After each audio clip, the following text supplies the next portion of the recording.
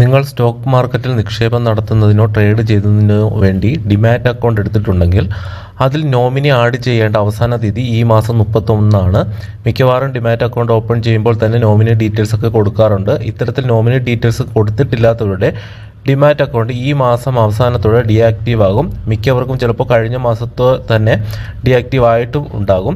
ഉപയോഗിക്കാത്തവരാണെങ്കിൽ, ഉപയോഗിച്ചുകൊണ്ടിരിക്കുന്നവർക്കാണെങ്കിൽ ഈ മാസം വരെയാണ് കാലാവധി. നിങ്ങളുടെ ഡിമാറ്റ് അക്കൗണ്ട് ഏഞ്ചൽ ലോൺ വഴിയാണ് എടുത്തിട്ടുള്ളതെങ്കിൽ നോമിനി ഡീറ്റെയിൽസ് കൊടുത്തിട്ടുണ്ടോ എന്ന് എങ്ങനെയാണ് നോക്കുന്നതെന്നും ഇനി നോമിനി ഡീറ്റെയിൽസ് കൊടുത്തിട്ടില്ലെങ്കിൽ എങ്ങനെയാണ് നോമിനി ഡീറ്റെയിൽസ് ആഡ് ചെയ്യേണ്ടതെന്നും എന്നാണ് ഈ വീഡിയോയിൽ കാണിക്കാൻ പോകുന്നത്. അപ്പോൾ നമുക്ക് നേരെ വീഡിയോയിലേക്ക് പോകാം.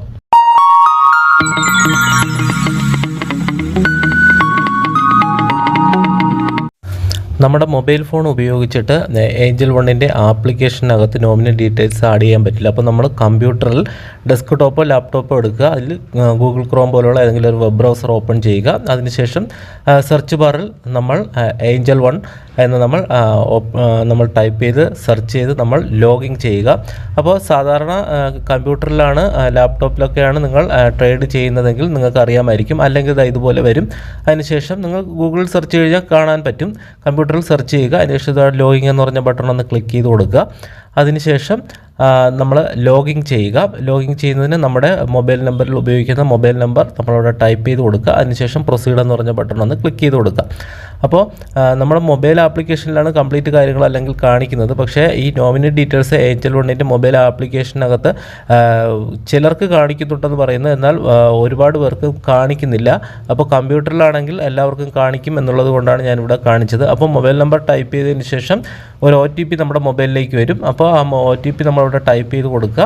അതിനുശേഷം നമ്മൾ മൊബൈലിൽ ഉപയോഗിക്കുന്ന MPIN അതായത് ടൈപ്പ് ചെയ്തിട്ട് പ്രൊസീഡ് കൊടുക്കുക. അപ്പോൾ നമുക്ക് ടെർമിനൽ കാണാം. അതായത് നമ്മൾ ട്രേഡിംഗ് ചെയ്യുന്ന ഏഞ്ചൽ വണ്ണിൻ്റെ ഡീറ്റെയിൽസ് ആയിരിക്കും ഇവിടെ വരുന്നത്. അപ്പോൾ നമ്മൾ മൊബൈൽ കാണുന്നതിൻ്റെ കുറച്ച് വലിയ സ്ക്രീൻ എന്നേ ഉള്ളൂ. ഇവിടെ വലത് സൈഡായിട്ട് നമുക്ക് അക്കൗണ്ട്സ് എന്ന് പറഞ്ഞൊരു ഓപ്ഷൻ കാണാം. ഞാനിവിടെ കാണിക്കുന്നുണ്ട്. അപ്പോൾ ജസ്റ്റ് അതിലൊന്ന് ക്ലിക്ക് ചെയ്ത് കൊടുക്കുക. അതിനുശേഷം നമ്മൾ നമ്മുടെ പ്രൊഫൈൽ ഡീറ്റെയിൽസിലേക്ക് വരും. അപ്പോൾ നമ്മളിവിടെ താഴേക്ക് പോകുമ്പോൾ നമുക്ക് കുറച്ച് സ്ക്രോൾ ചെയ്ത് താഴേക്ക് പോകുക. അപ്പോൾ നമുക്ക് പ്രൊഫൈൽ എന്ന് പറഞ്ഞൊരു ഓപ്ഷൻ തന്നെ കാണാം. അപ്പോൾ നമ്മൾ ആ പ്രൊഫൈൽ എന്ന് പറഞ്ഞ ഓപ്ഷനിൽ ജസ്റ്റ് ഒന്ന് ക്ലിക്ക് ചെയ്ത് കൊടുക്കാം. അപ്പോൾ നമ്മുടെ പേര്, ഡീറ്റെയിൽസ്, കാര്യങ്ങളെല്ലാം തന്നെ കാണും. ഇവിടെ താഴേക്ക് വരുമ്പോൾ നമുക്ക് details about nominee and more എന്ന് പറഞ്ഞൊരു ഓപ്ഷൻ കാണാം. അപ്പോൾ മൊബൈലിൽ ഇത് കാണാത്തത് കൊണ്ടാണ് ഞാൻ ഇവിടെ കമ്പ്യൂട്ടറിൽ തന്നെ കാണിച്ചത്. അപ്പോൾ ഇതിൽ ക്ലിക്ക് ചെയ്തതിന് ശേഷം ഇവിടെ എഴുതി കാണിച്ചിരിക്കും. നമ്മൾ നോമിനി ഡീറ്റെയിൽ ഇവിടെ കാണിച്ചിട്ടുണ്ടെങ്കിൽ പ്രശ്നമല്ല. അല്ലെങ്കിൽ നമ്മളിവിടെ നോമിനി എന്ന് പറഞ്ഞ ഓപ്ഷനിൽ ജസ്റ്റ് ഒന്ന് ക്ലിക്ക് ചെയ്ത് കൊടുക്കുക. ഞാനിവിടെ കാണിക്കുന്ന നോമിനി എന്നുള്ളതിലൊന്ന് ജസ്റ്റ് ക്ലിക്ക് ചെയ്ത് കൊടുക്കുക. ക്ലിക്ക് ചെയ്ത് കൊടുക്കുമ്പോൾ നമുക്ക് ഇത്തരത്തിൽ വരും. ഇവിടെ ആഡ് മെമ്പേഴ്സ് എന്ന് പറഞ്ഞിട്ടൊരു ഓപ്ഷൻ ഉണ്ട്. അപ്പോൾ അതിലൊന്ന് ക്ലിക്ക് ചെയ്തതിന് ശേഷം നമ്മുടെ നോമിനി ആയിട്ടുള്ളവരെ തിരഞ്ഞെടുക്കുക. അതായത് നമ്മുടെ നോമിനിയായിട്ട് ആരാണോ തിരഞ്ഞെടുക്കുന്നത് അവരുടെ പേര് ടൈപ്പ് ചെയ്ത് കൊടുക്കുക. ഇപ്പോൾ നിങ്ങൾ ഒരു പുരുഷനാണെങ്കിൽ ഭാര്യയുടെ പേരോ അല്ലെങ്കിൽ മക്കളുടെ പേരോ അച്ഛൻ്റെ അമ്മയുടെ പേര്, ഇനി സ്ത്രീ ആണെങ്കിൽ ഭർത്താവിൻ്റെ പേരോ അച്ഛൻ്റെ അമ്മയുടെ പേര്, അതിനുശേഷം അവരുടെ ഡേറ്റ് ഓഫ് ബർത്ത് ടൈപ്പ് ചെയ്യുക. അതിനുശേഷം അവരുടെ പാൻ കാർഡ് നമ്പർ ടൈപ്പ് ചെയ്ത് കൊടുക്കുക. അതിനുശേഷം നമ്മൾ എത്ര പെർസെൻറ്റേജാണ് നമ്മൾ അവരുടെ നോമിനി, അതായത് നമ്മൾ മരണപ്പെട്ട് കഴിഞ്ഞാൽ നമുക്ക് ഒന്നിലധികം പേര് നോമിനി ആഡ് ചെയ്യാൻ പറ്റും. അപ്പോൾ ചിലർ മക്കളുടെ പേരൊക്കെ ആഡ് ചെയ്യുന്നുണ്ടെങ്കിൽ പകുതി മക്കൾക്കും പകുതി ഭാര്യയുടെ പേരിലൊക്കെ ആയിരിക്കും ആഡ് ചെയ്യുന്നത്. അപ്പോൾ അത് നിങ്ങളുടെ ഇഷ്ടമാണ്. അപ്പോൾ ഇവിടെ ഷോ പെർസെൻറ്റേജ് എന്നുള്ളിടത്ത് നമുക്ക് എത്ര രൂപയാണ്, എത്ര ശതമാനമാണ് നമ്മുടെ ഡിമാറ്റ് അക്കൗണ്ടിലുള്ളത് നമ്മൾ കൊടുക്കേണ്ടത് എന്നാണ് നോമിനി ചോദിക്കുന്നത്. അപ്പോൾ നമുക്കത് അവിടെ ഇഷ്ടമുള്ള, ഞാനിവിടെ 100 എന്ന് ഒരാളാണ് നോമിനി വയ്ക്കുന്നത്, 100% കൊടുക്കുക. അതിനുശേഷം നമ്മുടെ ആരാണെന്ന് ചോദിക്കുന്നത്, സ്പൗസാണ്, മദർ, അച്ഛൻ, അതേതൊന്ന് സെലക്ട് ചെയ്യുക. അതിനുശേഷം സബ്മിറ്റ് കൊടുക്കുക.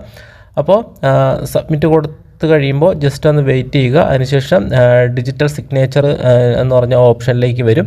അപ്പോൾ നമ്മൾ വെരിഫൈ ചെയ്യണം.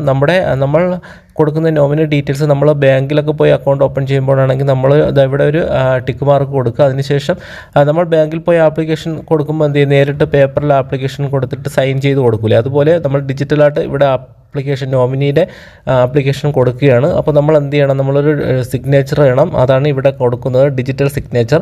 അപ്പോൾ അതിനുവേണ്ടി നമ്മളിവിടെ ചെയ്യേണ്ടത് നമ്മുടെ ആധാർ നമ്പർ ടൈപ്പ് ചെയ്യുക. അപ്പോൾ നോമിനിയുടെ ആധാർ നമ്പർ അല്ല ഇവിടെ ടൈപ്പ് ചെയ്യേണ്ടത്, നമ്മുടെ തന്നെ ആധാർ നമ്പറാണ് ഇവിടെ ടൈപ്പ് ചെയ്ത് കൊടുക്കേണ്ടത്. നമ്മുടെ ആധാർ നമ്പർ ടൈപ്പ് ചെയ്തതിന് ശേഷം സെൻഡ് OTP എന്ന് പറഞ്ഞൊരു ഓപ്ഷൻ കാണാം. അതിൽ ജസ്റ്റ് ഒന്ന് ക്ലിക്ക് ചെയ്ത് കൊടുക്കുക. അപ്പോൾ നമ്മുടെ ആധാറുമായിട്ട് ലിങ്ക് ചെയ്തിട്ടുള്ള മൊബൈൽ നമ്പറിലേക്ക് ഒരു OTP വരും. ആ OTP മെസ്സേജായിട്ട് വരും. ആ മെസ്സേജിൽ ഒരു OTP ഉണ്ടാവും. ആ OTP എടുത്ത് നമ്മളിവിടെ ടൈപ്പ് ചെയ്ത് കൊടുക്കുക.